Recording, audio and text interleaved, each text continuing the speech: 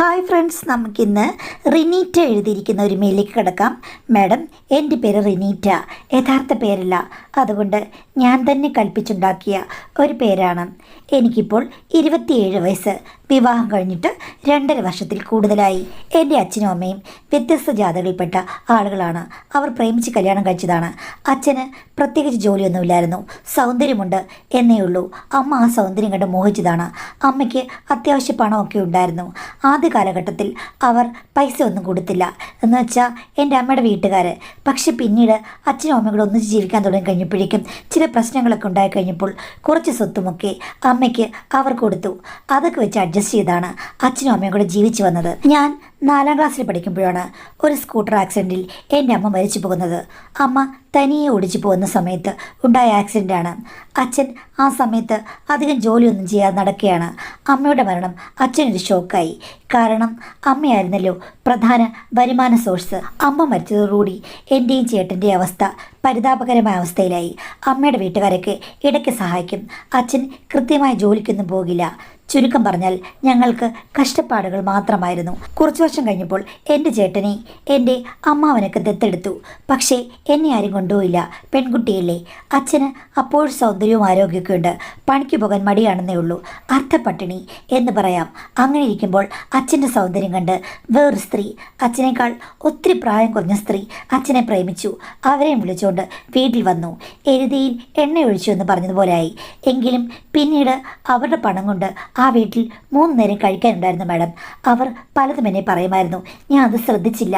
കാര്യം 3 നേരം കഴിക്കാൻ കിട്ടുന്നുണ്ട്, വസ്ത്രങ്ങളുണ്ട്, സ്കൂളിൽ പോകാനും പറ്റുന്നുണ്ട്. അതിൽ പരം എന്ത് വേണം മാഡം? അവർക്ക് കുട്ടികളൊന്നും ഉണ്ടായില്ല. അവർക്കത് ഇഷ്ടമല്ലെന്ന് തോന്നുന്നു. 2 പേരും കൂടി അടിച്ചു പൊളിച്ച് ജീവിക്കുക. ചില സമയത്തൊക്കെ ഞാൻ വീട്ടിൽ ഒറ്റയ്ക്കായിരിക്കും. അവർ എന്നെ ശ്രദ്ധിക്കുകയില്ല. പക്ഷേ ആഹാരം കഴിക്കുന്നതിനോ സ്കൂളിൽ പോകുന്നതിനോ ഒന്നും കംപ്ലൈൻറ്റ് പറയാറുമില്ല. അതൊക്കെ ഒരു ഭാഗ്യം തന്നെയാണ്. എങ്കിലും ആ ഇഷ്ടമില്ലായ്മയിൽ തന്നെയാണ് ഞാൻ വളർന്നു വന്നത്. അങ്ങനെ +2 കഴിഞ്ഞു. +2 കഴിഞ്ഞപ്പോഴേക്കും എനിക്ക് ഞങ്ങളെ വീടിനടുത്തുള്ള ഒരു സംഘടന, എൻ്റെ കാര്യങ്ങളൊക്കെ അറിയാവുന്നതാണ്, അവരാണ് എനിക്ക് ഡിഗ്രിക്ക് സ്പോൺസർ ചെയ്തത്. ഇതിനിടയ്ക്ക് അമ്മയുടെ മതസംഘടനക്കാർ ഇടപെട്ട് എനിക്ക് മതസംഘടനയുടെ ഒരു സ്ഥാപനത്തിൽ ഹോസ്റ്റൽ ശരിയാക്കി തന്നു. അങ്ങനെ ഞാൻ വീട്ടിൽ നിന്ന് പറന്നു. അപ്പോഴാണ് എനിക്ക് സമാധാനം അനുഭവിക്കാൻ പറ്റിയത്. പക്ഷേ മതസംഘടനയുടെ ഹോസ്റ്റലായതുകൊണ്ട് ഭയങ്കര സ്ട്രിക്റ്റ് ആയിരുന്നു. എനിക്കത് പ്രശ്നമല്ല. എങ്ങനെയെങ്കിലും മനസ്സമാനത്തോട് ജീവിക്കണം, അത്രയേ ഉള്ളൂ. പ്രേമിക്കാനോ ആൺകുട്ടികളോട് നടക്കാനോ ഒന്നും സിറ്റുവേഷൻസ് ഇല്ല. എല്ലാത്തിനും നിയന്ത്രണങ്ങളുണ്ട്. എനിക്കാണെങ്കിൽ നല്ല ആഗ്രഹമുള്ള കൂട്ടത്തിലാണ്. സിറ്റുവേഷൻ മോശമായതുകൊണ്ട് ഞാൻ ഒന്നിനെക്കുറിച്ചും ആലോചിച്ചില്ല. കല്യാണമൊന്നും എനിക്ക് നടക്കില്ല എന്ന് തന്നെ കരുതി. ഒരു ജോലി, അത് മാത്രമായിരുന്നു ലക്ഷ്യം. PG കഴിഞ്ഞപ്പോഴേക്കും ആ ഒരു മതസംഘടനയുടെ ഒരു സ്ഥാപനത്തിൽ എനിക്ക് ചെറിയൊരു ശമ്പളത്തിൽ ജോലി കിട്ടി. ഒരു 12,000 രൂപ. അതുകൊണ്ട് അഡ്ജസ്റ്റ് ചെയ്ത് പോകാം. ആ സമയമായി കഴിഞ്ഞപ്പോഴേക്കും എന്നോട് രണ്ടാനമ്മ കുറച്ചൊക്കെ സ്നേഹത്തോട് പെരുമാറാൻ തുടങ്ങി. മോളെ, നീ ഇനി ഹോസ്റ്റലിൽ നിൽക്കേണ്ട, ഇവിടെ വന്നിട്ട് പോ എന്നൊക്കെ പറഞ്ഞു. അങ്ങനെ ഞാൻ ഇടയ്ക്ക് വീട്ടിലൊക്കെ പോയി നിൽക്കാൻ തുടങ്ങി. അവർക്ക് എൻ്റെ സാലറിയിൽ ഒരു 4,000 രൂപയെങ്കിലും വേണം. കടമുണ്ട്. അതിനാണ് എന്നെ വിളിച്ചു വരുത്തിയത്. ഞാൻ അഡ്ജസ്റ്റ് ചെയ്ത് കൊടുത്തു. മിക്കപ്പോഴും ഞാൻ പിന്നെ ഹോസ്റ്റലിൽ പോയി. അല്ലാതെ പിടിച്ചു നിൽക്കാൻ പറ്റുകയില്ല. ഇടയ്ക്ക് ശമ്പളം കൂടി മാഡം. അങ്ങനെ പിടിച്ചു നിന്നു. എൻ്റെ ചേട്ടനെ എൻ്റെ അമ്മയുടെ വീട്ടുകാരൊക്കെ പഠിപ്പിച്ച് നല്ല നിലയിലാക്കി. പുള്ളിക്കാരൻ ഗൾഫിലാണ്. പക്ഷേ എന്ന് വെച്ചിട്ട് എന്നോട് സഹകരണമൊന്നുമില്ല. എന്നോടെന്തോ വെറുപ്പ് പോലെയാണ്. എങ്കിലും ഞാൻ ഈ ജോലിയൊക്കെ ചെയ്യുന്നത് കണ്ടിട്ട് എൻ്റെ ഒരകന്ന ബന്ധു, പുള്ളി എനിക്കൊരു വിവാഹാലോചന കൊണ്ടുവന്നു. അച്ഛന് ഒട്ടും ഇഷ്ടമല്ലായിരുന്നു. പക്ഷേ എന്ത് ചെയ്യാനാണ്? കെട്ടിച്ചയച്ച് വിട്ടല്ലേ പറ്റുകയുള്ളൂ. മതസംഘടനകളും ഇടപെട്ടു. അങ്ങനെയായി കഴിഞ്ഞപ്പോഴേക്കും ആ ചെക്കനെ കല്യാണം കഴിക്കണമെന്നായി. അങ്ങേർക്കാണെങ്കിൽ വീട്ടിൽ അച്ഛൻ മാത്രമേ ഉള്ളൂ. അമ്മ മരിച്ചു പോയതാണ്. ഒരു സഹോദരിയുണ്ട്. ആ സഹോദരി ഇവിടെ ഇല്ല. ചുരുക്കം പറഞ്ഞാൽ അമ്മായിപ്പൻ മാത്രമുള്ള വീട്ടിൽ. പുള്ളിക്ക് കുവൈറ്റിൽ ജോലിയാണ്. എന്നെ അവിടെ കൊണ്ടുപോകാൻ പറ്റില്ല. നാട്ടിൽ നിൽക്കണം. നാട്ടിൽ നിന്നുകൊണ്ട് ജോലിക്ക് ശ്രമിക്കാമെന്ന് പറഞ്ഞു. അങ്ങനെ എല്ലാം കൊണ്ടും എല്ലാവർക്കും ഇഷ്ടപ്പെട്ടൊരു കല്യാണമായിരുന്നു. എൻ്റെ ഭർത്താവ് സ്നേഹത്തോടുകൂടിയാണ് പെരുമാറിയത്. അദ്ദേഹത്തിൻ്റെ സൗന്ദര്യമൊന്നും ഞാൻ ശ്രദ്ധിച്ചില്ല. അത്യാവശ്യം കൊള്ളാവുന്ന മനുഷ്യനാണ്. പക്ഷേ സ്വപ്നത്തിൽ കണ്ട രൂപമൊന്നും അദ്ദേഹത്തിനില്ല. അതുകൊണ്ട് അഡ്ജസ്റ്റ് ചെയ്യാം എന്ന് ഞാൻ തീരുമാനിച്ചു. കല്യാണം നടന്നു മാഡം. പിന്നെ ആ ജോലിക്ക് ഞാൻ പോയില്ല. ഹസ്ബൻഡ് വീടിനടുത്ത് തന്നെ നല്ലൊരു സ്ഥാപനത്തിൽ സാമാന്യം നല്ലൊരു ശമ്പളത്തിൽ എനിക്ക് ജോലി ശരിയാക്കി തന്നു. വന്നു. അദ്ദേഹം 1.5 മാസം കൂടെ ഉണ്ടായിരുന്നു. അമ്മായിപ്പനാണെങ്കിൽ സ്നേഹത്തിൻ്റെ നിറകുടമാണ്. എപ്പോഴും മോളെ മോളെ എന്ന് വിളിച്ചുകൊണ്ട് നടക്കും. അധികം പ്രായമൊന്നുമില്ലാത്ത ആളാണ്. പിന്നെ പുള്ളിക്ക് ചെറിയൊരു ആക്സിഡൻറ്റ് സംഭവിച്ചിട്ടുണ്ട്. അതുകൊണ്ട് കാലിന് ചെറിയൊരു പ്രശ്നമുണ്ട്. അല്ലാതെ വേറെ കുഴപ്പമൊന്നുമില്ല. പക്ഷേ പുള്ളിക്കാരന് വലിയ വരുമാന മാർഗങ്ങളൊന്നുമില്ല. കുറച്ച് റബ്ബറുണ്ട്, അത്രയേ ഉള്ളൂ. അത് വെച്ചാണ് ജീവിക്കുന്നത്. എൻ്റെ ഭർത്താവ് അച്ഛന് പൈസയൊന്നും കൊടുക്കില്ല. അവർ തമ്മിൽ അങ്ങനെയുള്ള ഇൻട്രാക്ഷൻസ് ഒന്നും കണ്ടിട്ടില്ല. ജസ്റ്റ് സംസാരിക്കും, അത്ര മാത്രമേ ഉള്ളൂ. അച്ഛനും മക്കളും തമ്മിൽ ഏതൊക്കെ അന്തർധാരയാണെന്ന് ആർക്കറിയാം മാഡം. എന്തായാലും ഹസ്ബൻഡ് എനിക്ക് മാസം 20,000 രൂപ അയച്ചു തരും, വീട്ടിലെ ചിലവുകൾക്കും കാര്യങ്ങൾക്കും ഒക്കെ. നേരത്തെ ഹസ്ബൻഡ് ഗൾഫിലായിരുന്നു, കഴിഞ്ഞപ്പോഴേക്കും എല്ലാം സമ്പാദിച്ച് ബാങ്കിൽ ഇട്ടേക്കുകയാണ്. അതൊന്നും ഇവിടെ ചിലവാക്കില്ലെന്നാണ് അച്ഛൻ പറഞ്ഞത്. അച്ഛൻ അതിൽ പരാതിയുമില്ല. റബ്ബറൊക്കെ വിറ്റ് കിട്ടുന്ന കാശുകൊണ്ട് അച്ഛൻ കഴിഞ്ഞോളാം, മോളുടെ കാര്യം നോക്കിയാൽ മതിയെന്ന് പറഞ്ഞു. എങ്കിലും ഞാനും അച്ഛനുമുള്ള ആ വീട്ടിൽ ലാവിഷായിരുന്നു ആ പണം കൊണ്ട്. അങ്ങനെ ഏകദേശം 7-8 മാസം പോയി മാഡം. ആ സമയത്താണ് അമ്മായച്ചന് ഒരു ആക്സിഡൻറ്റ് ഉണ്ടാകുന്നത്. അദ്ദേഹത്തെ നോക്കാൻ ഞാൻ മാത്രമേ ഉള്ളൂ. മകൾ വരികയില്ല, പൈസയും തന്നില്ല മാഡം. ശരിക്കും ഞാൻ അങ്കലാപ്പിലായി. എൻ്റെ കയ്യിലുണ്ടായിരുന്ന സമ്പാദ്യമൊക്കെ ഞാൻ എടുത്ത് ചിലവാക്കി. ഭർത്താവും കുറച്ച് തുക തന്നു മാഡം. അതുകൊണ്ട് ഡിസ്ചാർജ് ചെയ്ത് വീട്ടിൽ വന്നു. പക്ഷേ അത് കഴിഞ്ഞിട്ടും അദ്ദേഹത്തിന് ചികിത്സ വേണം, മുന്നോട്ട് പോവുകയും ചെയ്യണം. ഓരോ ദിവസവും എന്ത് ചെയ്യണമെന്ന് അറിയാതെയായി. ബാത്റൂമിൽ പോലും തനിയെ പോകാൻ പറ്റാത്ത മനുഷ്യനാണ്. അങ്ങനെ ഇട്ടിട്ട് ജോലിക്ക് പോകാൻ പറ്റുമോ? അങ്ങനെ എൻ്റെ ജോലിയും പോയി. അതറിഞ്ഞു കഴിയുമ്പോഴേക്കും ഭർത്താവ് എന്നോട് വഴക്കുണ്ടാക്കി. നീ എന്തറിഞ്ഞിട്ടാണ് ജോലി നിർത്തിയെന്ന്. ഞാൻ പറഞ്ഞു, നിങ്ങളുടെ അച്ഛൻ കിടക്കുമ്പോൾ ഞാൻ എങ്ങനെയാണ് പോകുന്നതെന്ന്. അങ്ങേര് അവിടെ കാണാൻ കിടക്കട്ടെ, രാവിലെ പോയി കഴിഞ്ഞാൽ വൈകിട്ട് നോക്കിയാൽ മതി, വല്ല പാമ്പേഴ്സും വല്ലതും കെട്ടിയിട്ട് പോ എന്ന് പറഞ്ഞു മാഡം. അമ്മായിച്ചനും അത് സമ്മതിച്ചെങ്കിലും എനിക്ക് പോകാൻ മടിയായിരുന്നു. ഞാൻ പോയില്ല. പക്ഷേ പിന്നീട് ഹസ്ബൻഡ് പണം അയക്കുന്നത് നിർത്തി. റബ്ബർ വെട്ടിക്കിട്ടുന്ന കാശ് കൊണ്ട് ഒന്നുമാകുന്നില്ല. എനിക്ക് ജോലിയില്ല. അടുത്ത 3 മാസത്തിനുള്ളിൽ ശരിക്കും പൈസ ഇല്ലാത്തതിൻ്റെ ഒത്തിരി ബുദ്ധിമുട്ട് ഞങ്ങൾ 2 പേരും അറിഞ്ഞു. അദ്ദേഹത്തിൻ്റെ കാര്യങ്ങളൊക്കെ ശരിയാകാൻ എന്തായാലും കുറച്ച് മാസങ്ങളൂടെ എടുക്കും, അത് ഉറപ്പാണ്. ഡോക്ടർ പറഞ്ഞത് അങ്ങനെയാണ്. അമ്മായിച്ചൻ്റെ മോനെ കൊണ്ടും ഫലമില്ല, മോളെ കൊണ്ടും ഫലമില്ല. അങ്ങനെ വല്ലാത്തൊരവസ്ഥയിൽ നീങ്ങുമ്പോഴാണ് ഒരു ദിവസം ഭർത്താവ് ഫോൺ വിളിച്ചു കഴിഞ്ഞപ്പോഴേക്കും ഞാൻ പറഞ്ഞു അച്ഛനോട് സംസാരിക്കാമെന്ന്. ഹസ്ബൻഡിന് താല്പര്യമില്ല, എങ്കിലും ഞാൻ പറഞ്ഞു സംസാരിച്ചേ പറ്റുമെന്ന്. അപ്പോൾ അച്ഛൻ പറഞ്ഞു, മോനെ നീ കുറച്ച് പൈസയെങ്കിലും അയക്ക്, കുറച്ച് നാളത്തേക്കൊക്കെ ഒന്ന് സഹായിക്കടാ, നീ ഇങ്ങനെ കാണിക്കുന്നത് ശരിയല്ലെന്ന് പറഞ്ഞു. അപ്പോഴേക്കും എൻ്റെ ഭർത്താവ് പൊട്ടിത്തെറിച്ചു. നിങ്ങൾ 2 പേരും തന്നിഷ്ടക്കാരാണ്, നിങ്ങൾക്ക് 5 പൈസ തരില്ലെന്ന് പറഞ്ഞ് കട്ട് ചെയ്തു മാഡം. അത് കഴിഞ്ഞതിൽ പിന്നെ ഭർത്താവ് വല്ലപ്പോഴും വിളിക്കും, പക്ഷേ പണം അയച്ചു തരില്ല. പണം തരാൻ വേണ്ടിയിട്ട് ഞാൻ കെഞ്ചിയെങ്കിലും തന്നില്ല മാഡം. ആകെ 2-3 പവനുണ്ട്. അത് പണയം വെച്ചിട്ട് അടുത്ത മാസം ചിലവിനുള്ള കാശെടുക്കാമെന്ന് അച്ഛനോട് പറഞ്ഞു. അച്ഛൻ അത് കേട്ട് വല്ലാതെ വിഷമിച്ചു. ഇത്തിരി കഴിഞ്ഞപ്പോൾ എന്നോട് പറഞ്ഞു, മോൾ എവിടെ ഇരിക്കെ, ഞാൻ ഒരു കാര്യം ചോദിക്കട്ടെ. എന്താ അച്ഛാ? എടി, നീ ഇത്രയും വർഷമായിട്ട് ബുദ്ധിമുട്ടുകൾ കൂടിയാണ് കടന്നു വന്നത്. എനിക്ക് ആദ്യകാലത്ത് ബുദ്ധിമുട്ടില്ലായിരുന്നു. ഈ കുട്ടികളൊക്കെ ഉണ്ടായി അവർ വലുതായി കഴിഞ്ഞ് ഭാര്യ മരിച്ചു കഴിഞ്ഞപ്പോഴാണ് എനിക്ക് പ്രശ്നങ്ങൾ ഉണ്ടാകാൻ തുടങ്ങിയത്. നിനക്ക് പണ്ടേ ബുദ്ധിമുട്ടല്ലേന്ന് ചോദിച്ചു. ഞാൻ പറഞ്ഞു, ബുദ്ധിമുട്ടാണ്, എങ്കിലും നിനക്ക് പണം സമ്പാദിക്കണം, നല്ല രീതിയിൽ ജീവിക്കണം തോന്നിയിട്ടില്ലെന്ന്. ഉണ്ടച്ച, പക്ഷെ എന്ത് ചെയ്യാനാണ്, വിചാരിച്ചാൽ പണം വരില്ലല്ലോ എന്ന്. അപ്പോൾ അച്ഛനോട് പറഞ്ഞു, ഞാൻ ഇപ്പോൾ ഒരു കാര്യം പറയുവാണ്. ഇവിടെ നമ്മൾ ധാർമ്മികത നോക്കിയിട്ട് ഒരു കാര്യമില്ല. നീ അതീവ സുന്ദരിയ ഒരു പെണ്ണാണ്. നിന്നെ എൻ്റെ മകൻ അവനൊരു കോന്തനാണെന്ന് എനിക്കറിയാം. അവൻ കല്യാണം കഴിച്ചു. നിനക്ക് എത്രത്തോളം അവനുമായി ചേർന്ന് പോകാൻ പറ്റുന്നുണ്ടെന്ന് എനിക്കറിയില്ല. ഒരു പക്ഷേ വീട്ടിലെ സിറ്റുവേഷൻസ് ഇങ്ങനെ ആയതുകൊണ്ടായിരിക്കാം നീ ഈ വീട്ടിൽ വന്ന് എന്നെപ്പോലും സഹിക്കുന്നത്. അയ്യോ, അങ്ങനെയൊന്നുമല്ല അച്ഛാ, അച്ഛൻ്റെ സ്നേഹം കൊണ്ടാണ് ഞാൻ അച്ഛൻ്റെ കൂടെ നിൽക്കുന്നത്. അത് ശരിയായിരിക്കും മോളെ. ഒരു പരിധി കവിഞ്ഞാൽ എല്ലാവരെയും മടുക്കും. അതുകൊണ്ട് ഞാനിപ്പോൾ വേറൊരു കാര്യം പറയുകയാണ്. പറയുന്നത് ശുദ്ധ മണ്ടത്തരമോ അസംബന്ധമോ അഹങ്കാരമായിരിക്കാം. പക്ഷേ മോളിത് കേട്ട് കഴിഞ്ഞാൽ മോൾക്ക് ഇവിടുന്ന് രക്ഷപ്പെടാൻ പറ്റുമെന്ന്. അതെന്താ അച്ഛാ, ഈ ബന്ധം ഉപേക്ഷിച്ച് ഞാൻ പോകണമെന്നാണോ? ആ അച്ഛൻ പറഞ്ഞു, ബന്ധമൊന്നും ഉപേക്ഷിച്ച് പോകാനല്ല, നിൻ്റെ സൗന്ദര്യം അതാണ് നമ്മുടെ തുറപ്പിച്ചിട്ട്. അച്ഛൻ എന്താ പറയുന്നത്? എടി, നീ വെറുതെ നിൽക്കുകയാണ്. നിൻ്റെ ഭർത്താവിനെ കൊണ്ട് നിനക്ക് ഒരു ഗുണവുമില്ല. കാശും അയച്ചു തരില്ല. അവനിനി 2 വർഷം കഴിഞ്ഞാണോ 3 വർഷം കഴിഞ്ഞാണോ വരുന്നതെന്നറിയില്ല. അവനൊരു മർക്കടനാണ്. ചുരുക്കം പറഞ്ഞാൽ അവനെ കൊണ്ട് നിനക്ക് ഒരു ഉപകാരമില്ല. നീ എന്തിനാടി കല്യാണം കഴിഞ്ഞ് ഇത്രയും സൗന്ദര്യമുള്ള നിന്റെ സൗന്ദര്യവും നിന്റെ രൂപഭംഗിയും വേസ്റ്റായി കളയുന്നത്? അച്ഛാ, എനിക്കിനിയും മനസ്സിലായിട്ടില്ല. ഞാൻ പറഞ്ഞു തരാം മോളെ. നിനക്ക് ഭർത്താവിൽ നിന്ന് ഒരു പരിഗണനയും കിട്ടുന്നില്ല. അതുമാത്രമല്ല, ഭർത്താവ് അടുത്തുമില്ല. ഒരു സ്ത്രീ ആഗ്രഹിക്കുന്ന ഒരു രസവും ഒരു ജീവിതവും നിനക്കിപ്പോൾ ഇല്ല. അതുകൊണ്ട് ഞാനെന്ത് ചെയ്യണം? നീ ചെയ്യേണ്ട ഒരു കാര്യമുണ്ട്. നിനക്ക് മനസ്സിനിഷ്ടപ്പെട്ട, നിനക്ക് ഏറ്റവും ഇഷ്ടപ്പെടുന്ന ആളുകളെ മോള് ധൈര്യമായി ഇങ്ങോട്ട് കൊണ്ടുവരൂ. നമുക്കതിൻ്റെ കൂട്ടത്തിൽ ഒരു വരുമാനമാകുമെന്ന്. ഞാൻ പൊട്ടിത്തെറിച്ചു. അച്ഛൻ ഇത്തരം തോന്നിയാസങ്ങൾ പറയരുത്. അസുഖം വന്ന് അച്ഛന് പ്രശ്നമായോന്ന്. അപ്പോൾ പുള്ളി പറഞ്ഞു, എനിക്ക് അസുഖമല്ല വന്നത്, ആക്സിഡൻ്റാണ്. എൻ്റെ തലയ്ക്ക് ഒരു ക്ഷതവും പറ്റിയിട്ടില്ല. എനിക്കൊരു കുഴപ്പമില്ല. ഞാൻ പറഞ്ഞത് നല്ലൊരു ഐഡിയ ആണ്. നീ നിനക്കിഷ്ടമുള്ള ആളുകളെ ക്ഷണിക്കൂ. എന്നിട്ട് പണമുള്ളവരായിരിക്കണം. ഇവിടെ നിനക്കെല്ലാ സ്വാതന്ത്ര്യമുണ്ട്. ഞാനും നീ മാത്രമേ ഇവിടെയുള്ളൂ. ഇവിടെ ഇപ്പോൾ ഒരാൾ വന്നിട്ട് പോയാലൊന്നും ആരും ശ്രദ്ധിക്കില്ല. മോളെ, നീ ജോലിക്ക് പോയി കഴിഞ്ഞാൽ നിനക്ക് കൂടി വന്ന് എത്ര രൂപ കിട്ടും? ഇതിപ്പോൾ ഒന്നോ രണ്ടോ ആളുകൾ ഈ വീട്ടിൽ സന്ദർശകരായി വന്നു കഴിഞ്ഞാൽ, അല്ലെങ്കിൽ നീ ഇഷ്ടപ്പെട്ട സ്ഥലത്തേക്ക് പോയി കഴിഞ്ഞാൽ നിനക്ക് അതിൻ്റെ 10 ഇരട്ടി സാലറി ഒരു ദിവസം കൊണ്ടോ അല്ലെങ്കിൽ ഒരു മാസം കൊണ്ടോ കിട്ടും. അച്ഛൻ്റെ തലയിലെ നട്ട് പോയോന്ന് ചോദിച്ചപ്പോൾ അച്ഛൻ പറഞ്ഞു, ഞാൻ കാര്യമായി പറയുകയാണ്, കേൾക്ക്. ഇടി 5 പൈസ തരാത്ത ഭർത്താവിനെ നീ പൂജിച്ചുകൊണ്ടിരിക്കാൻ പോകണോ? എങ്കിൽ നീ മണ്ടിയാണ്. ഞാൻ ഒന്നും പറയുന്നില്ലെന്ന് പറഞ്ഞ് അച്ഛൻ ദേഷ്യപ്പെട്ടു. ഞാൻ പറഞ്ഞു, എന്നാലും അച്ഛാ, അതൊക്കെ റിസ്ക് അല്ലേ? എന്ത് റിസ്ക്? ഒരു കുഴപ്പമില്ല. നിനക്കിഷ്ടപ്പെട്ട അറിയാവുന്ന ആളുകളല്ലേ വരുന്നത്. അച്ഛൻ കുറേ നേരമായിട്ട് എനിക്കിഷ്ടപ്പെട്ട ആളുകൾ, അറിയാവുന്ന ആളുകളെന്ന് പറയുന്നു. അതിന് എനിക്കാരെ അറിയുകയൊന്നുമില്ല. ഞാൻ ജോലി ചെയ്യാൻ പോകുന്നു വരുന്നു. അതല്ലാതെ ഞാൻ ആണുങ്ങളൊന്നും നോക്കാറില്ല. ഫസ്റ്റ് എടീ, നല്ല സൗന്ദര്യമുള്ളൊരു പെണ്ണിനെ എത്ര പേര് നോക്കിക്കാണും? നിനക്ക് ആണുങ്ങളുമായിട്ട് യാതൊരു സൗഹൃദമില്ലോ? ഞാൻ പറഞ്ഞില്ല.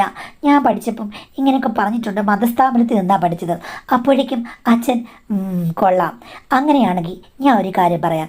എൻ്റെ കസ്റ്റഡിയിൽ നമുക്ക് ഇഷ്ടംപോലെ പണം തരുന്ന ആളുകളുണ്ട്. പക്ഷേ അതിലൊരു ചെറിയ പ്രശ്നമുണ്ട്. എന്താ അച്ഛാ പ്രശ്നം? ഇടി, അവരൊക്കെ നല്ല ഉദ്യോഗസ്ഥരാണ്. എന്ന് വെച്ചാൽ 45 to 60 ആയിരിക്കും പ്രായം. നീ സുന്ദരിയും യൗവനയുക്തയുമാണ്. ഞാനെങ്ങനെയാണ് മോളെ നിന്നോട് കിളവന്മാരുടെ കൂടെ ഡ്യുവറ്റ് പാടാൻ പറയുന്നത്? അത് പറയാൻ ഒരു മടി. അതുകൊണ്ടാണ് ഞാൻ പറഞ്ഞത്, നിനക്കിഷ്ടപ്പെട്ട ആൾക്കാരെ തിരഞ്ഞെടുക്കുകയാണെങ്കിൽ നിനക്ക് ഉല്ലസിക്കാം. അതിനെ കൂട്ടി നമ്മുടെ കഷ്ടപ്പാടുകൾ മാറുകയും ചെയ്യും. നിൻ്റെ ഭർത്താവ് എന്ന് പറഞ്ഞ കോന്തൻ ഈ അടുത്ത കാലത്ത് വന്ന് നിനക്കൊരു പ്രയോജനം ഉണ്ടാക്കുമെന്ന് തോന്നുന്നില്ല. അതൊക്കെ പോട്ടെ, നിനക്ക് ഈ വിഷയത്തിലൊക്കെ താല്പര്യമുണ്ടോ? ഇനിയിപ്പം നമ്മൾ രണ്ടുപേരും ഗതി കെട്ടിരിക്കുകയാണ്. നീ ലജ്ജയില്ലാതെ എന്നോട് പറയണമെന്ന് പറഞ്ഞു. ഞാൻ പറഞ്ഞു, എനിക്ക് താല്പര്യമുണ്ട്. നിനക്ക് കുറച്ച് പ്രായമുള്ളവരെ അഡ്ജസ്റ്റ് ചെയ്യാൻ പറ്റുമോ മോളെ എന്ന് ചോദിച്ചപ്പോൾ ഞാൻ പറഞ്ഞു, അച്ഛാ, അത് പിന്നെ എനിക്കതിനെപ്പറ്റി ഒന്നും അറിയില്ല. എങ്കിലും ബേസിക്കായുള്ള കാര്യങ്ങൾ നിനക്ക് അറിയില്ലെന്ന് ചോദിച്ചപ്പോൾ ഞാൻ പറഞ്ഞു, അറിയാം. എന്നാൽ റിസ്ക് അല്ലേ അച്ഛാ? റിസ്ക് നമ്മൾ ഏറ്റെടുത്തേ പറ്റൂ. നമുക്ക് വേണ്ടത് പണമാണ്. അതുകൊണ്ട് മോളെ, നീ ഒരു കാര്യം ചെയ്യേ, ഒന്ന് ആലോചിക്കൂ എന്ന് പറഞ്ഞു. അങ്ങനെ 2-3 ദിവസം കഴിഞ്ഞപ്പോൾ ഞാൻ പറഞ്ഞു, അച്ഛാ, അച്ഛൻ്റെ ഫ്രണ്ട്സ്, അച്ഛനീ കണക്ട് ചെയ്ത് വരുന്ന ആളുകളൊക്കെ സേഫ് ആണെന്നും കുഴപ്പമില്ലടി, നല്ല റെപ്യൂട്ടഡ് ആയിട്ടുള്ള ഉദ്യോഗസ്ഥരിരിക്കുന്നവരാണ്. അവർക്ക് നീ ഒരു പൊൻകണിയായിരിക്കും എന്ന് പറഞ്ഞു. നിനക്ക് അങ്ങനെ ഇത്തിരി മുതിർന്നവരോട് പ്രശ്നമൊന്നുമില്ലല്ലോ എന്ന് പറഞ്ഞപ്പോൾ ഞാൻ ഓർത്തു, മാഡം, സത്യം പറഞ്ഞാൽ അങ്ങനൊന്നും ചിന്തിച്ചിട്ടില്ല ഞാൻ. മുതിർന്നവർ വന്നു കഴിഞ്ഞാൽ എന്തെങ്കിലും പ്രത്യേകതയുണ്ടോ? ചെറുപ്പക്കാരാണോ നല്ലത്, അതോ പ്രായമായവരാണോ നല്ലത്? അങ്ങനെ നല്ലത് ചീത്ത എന്നുണ്ടോ? പ്രായമൊക്കെ ഇതിലൊരു കാര്യമാണോ? ഇതിനെക്കുറിച്ചൊന്നും എനിക്ക് വലിയ വിവരമില്ല. ഇതിപ്പം എന്തെങ്കിലും ഒന്നല്ലാതെ 2 എണ്ണം നടന്നെങ്കിലല്ലേ നമുക്ക് പറയാൻ പറ്റുള്ളൂ. താരതമ്യം ചെയ്യാൻ എന്തെങ്കിലും അനുഭവം വേണ്ടേ? അതില്ല. അപ്പോൾ അച്ഛനോട് തന്നെ ഞാൻ ചോദിച്ചു, അച്ഛാ, ഈ പ്രായമായവർക്ക് എന്തെങ്കിലും പ്രത്യേകതകളുണ്ടോ? അവർക്ക് എന്തെങ്കിലും കുഴപ്പങ്ങളുണ്ടോ? അവർ എന്തെങ്കിലും ഉപദ്രവകാരികളാണോ? അപ്പോൾ അച്ഛൻ പൊട്ടിച്ചിരിച്ചു. എടി, നീ അതോർത്ത് ദുഃഖേണ്ട കാര്യമില്ല. ഇത്തിരി മുതിർന്നവർക്ക് നല്ല അനുഭവങ്ങൾ ജീവിതത്തിൽ കാണും. അതുകൊണ്ട് തന്നെ അവർ എല്ലാറ്റിലും നമ്പർ 1 ആയിരിക്കും. അതുമാത്രമല്ല, അവർക്ക് സ്നേഹം വളരെ കൂടുതലായിരിക്കും. എന്ത് പറഞ്ഞാലും അവർ ഇഷ്ടം പോലെ നിനക്ക് വേണ്ടി ഡെഡിക്കേറ്റ് ചെയ്യും. അതുമാത്രമല്ല മോളെ, പണവും കൂടുതൽ കയ്യിലുള്ളത് ആരുടെ കയ്യിലായിരിക്കും? ഉദ്യോഗസ്ഥരുടെ കയ്യിലും ഇത്തിരി പ്രായമായവരുടെ കയ്യിലല്ലേ ഉള്ളൂ. ചെറുപ്പക്കാരുടെ കയ്യിൽ അത്രയും പണം എവിടെ ഇരിക്കുന്നു? അല്ലെങ്കിൽ അവന്മാരത് എടുത്ത് വീശുമോ? ഒരിക്കലുമില്ല. പ്രായമുള്ളവരാണ് എല്ലാം കൊണ്ടും നല്ലത്. പാമ്പും പഴയതാ നല്ലതെന്ന് മോള് കേട്ടിട്ടില്ലേ? അത് ഞാൻ കേട്ടിട്ടുണ്ട് അച്ഛാ. പക്ഷേ ഇവിടെ അത് പ്രായോഗികമാണോ മോളെ? ഞാൻ പറയാം. എൻ്റെ അടുത്തൊരു സുഹൃത്തുണ്ട്, നല്ല ഇൻട്രസ്റ്റ് ഉള്ള കക്ഷിയാണ്. എന്നോട് എപ്പോഴും സംസാരിക്കുമ്പോൾ പറയാറുണ്ട്, അവൻ ആദ്യം ഒന്ന് വരട്ടെ മോളെ, ഒരു പരീക്ഷണം ഓക്കെ ആണെങ്കിൽ പിന്നെ മോള് അതിരാണിപ്പാടത്തെ കതിരെല്ലാം കൂട്ടി വെച്ച് കറ്റ മെതിച്ച് മോട് പാടത്തൊന്ന് വിലസണമെന്ന് പറഞ്ഞു. ഞാൻ പേടിയോട് പറഞ്ഞു, അച്ഛാ എനിക്ക് പേടിയുണ്ട്, എന്താണെന്ന് അറിയില്ലെന്ന്. നീ പേടിക്കേണ്ട കാര്യമില്ല, ഈ വരുന്ന ആൾ ഭയങ്കര സേഫാണ്, ഒരു പ്രശ്നവുമില്ല. പണം അങ്ങേർക്കൊരു പ്രശ്നവുമല്ല. മോള് എത്ര ചോദിച്ചാലും തരും.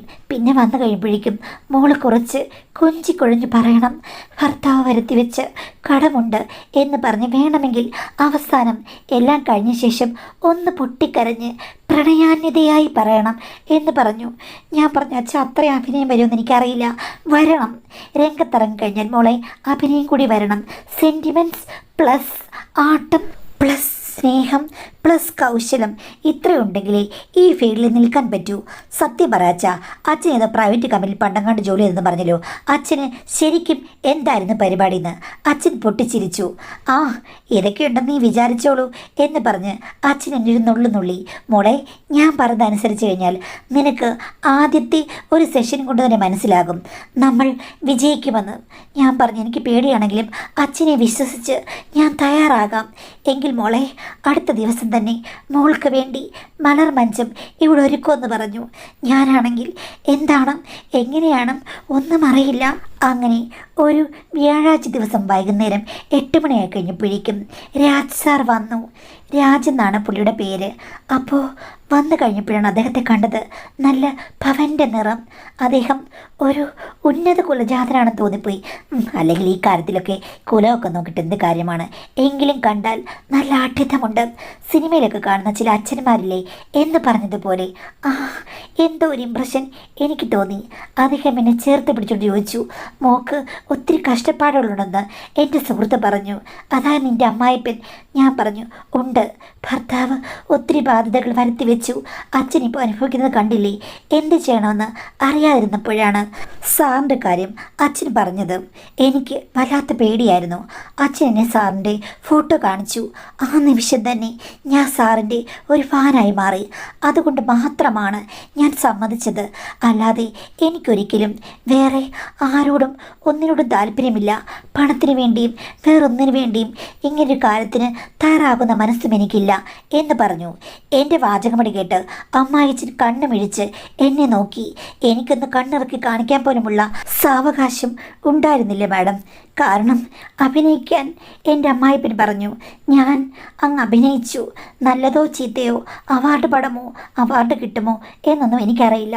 സിനിമ സൂപ്പർ ഹിറ്റാകണം, അതിനുവേണ്ടി ഞാൻ പ്രയത്നിച്ചു. അതോടുകൂടി അദ്ദേഹത്തിന് എന്നോട് നല്ല ഇംപ്രഷനായി. അത്താഴം കഴിച്ച ശേഷം ഞാൻ മണേറയിൽ പോയിരുന്നു. നിന്നെ ഞാൻ മണിക്കുട്ടി എന്ന് വിളിച്ചോട്ടെ എന്ന് സാർ ചോദിച്ചു. ഞാൻ പറഞ്ഞു, എന്നെ എന്ത് വേണമെങ്കിലും സാറിനെ വിളിക്കാമെന്ന്. അപ്പോൾ സാർ എൻ്റെ കാതിൽ പുറത്ത് പറയാൻ കൊള്ളാത്ത ഒരു കുട്ടി ചേർത്ത് വിളിച്ചു. അതും എനിക്ക് ഒത്തിരി ഇഷ്ടപ്പെട്ടു. മനസ്സുകൊണ്ട് ഞാൻ എല്ലാറ്റിനും തയ്യാറെടുക്കുകയായിരുന്നു മാഡം. അങ്ങനെ സാർ എന്നോട് ചേർന്നിരുന്ന് കഴിഞ്ഞപ്പോഴേക്കും പ്രാണനാഥ എന്നുള്ള രീതിയിൽ ഇത്തിരി ഓവർ ആക്ട് തന്നെയായിരുന്നു. ഇത്തിരി പ്രായമുള്ളവർക്ക് ഓവർ ആക്ഷൻ വേണമെന്ന് എനിക്ക് തോന്നി.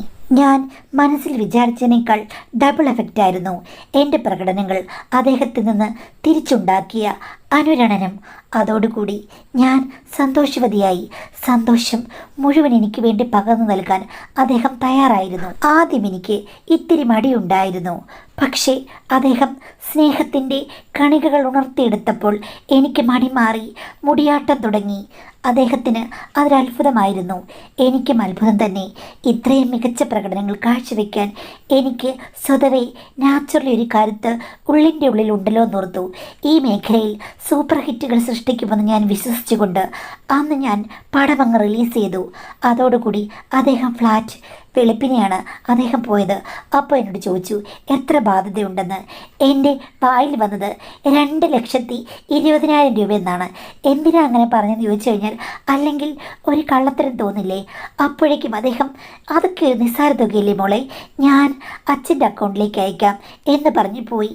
അങ്ങനെ വൈകുന്നേരമായി കഴിഞ്ഞപ്പോഴേക്കും 3 ലക്ഷം രൂപ എനിക്ക് തന്നു. അച്ഛൻ്റെ അക്കൗണ്ടിലാണ് വന്നത്. അതെല്ലാം ഞാനാണ് എടുക്കുന്നത്.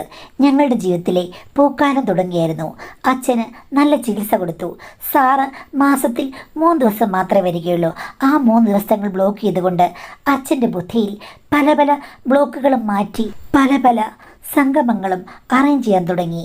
ചുരുക്കം പറഞ്ഞാൽ ഞങ്ങൾ കുറേ കാലം കൊണ്ട് തന്നെ എല്ലാ പ്രശ്നങ്ങളും മാറ്റിയെടുത്ത് അച്ഛൻ്റെ ട്രീറ്റ്മെൻറ്റുകൾ ശരിയായി ചെയ്ത് ആയുർവേദ ചികിത്സയും ചെയ്ത്, സത്യം പറഞ്ഞാൽ ഇപ്പോൾ അച്ഛനെ കണ്ടു കഴിഞ്ഞാൽ എൻ്റെ അനിയനാണെന്ന് പറയും.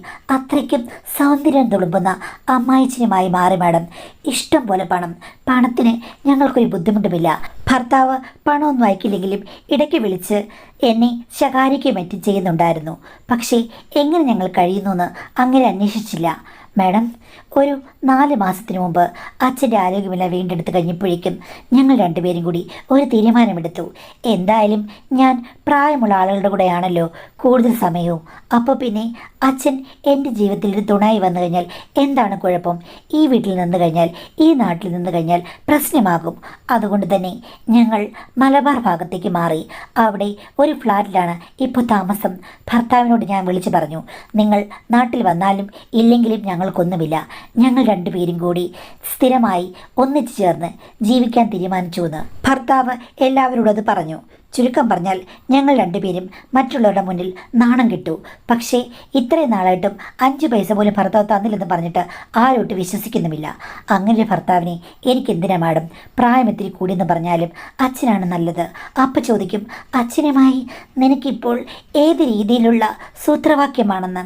സൂത്രവാക്യങ്ങളെല്ലാം തെളിഞ്ഞ് ഞങ്ങളിപ്പോൾ സമവാക്യമായി മുന്നോട്ട് പോവുകയാണ്. അച്ഛനാണ് സത്യം പറഞ്ഞാൽ ഇപ്പോൾ എൻ്റെ പതിയുടെ സ്ഥാനത്തുള്ളത്.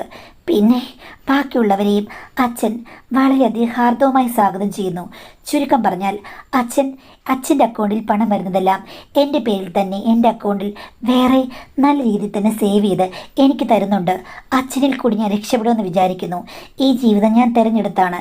എല്ലാവർക്കും എൻ്റെ കാര്യങ്ങൾ അറിയാം. ഇനിയിപ്പോൾ അവർക്ക് എന്ത് ചെയ്യാനാണ്? ആവശ്യം വന്നപ്പോൾ ആരും സഹായിച്ചില്ല. ഇനിയിപ്പോൾ ക്രിട്ടിസൈസ് ചെയ്തിട്ട് എന്ത് കാര്യമാണ് മാഡം?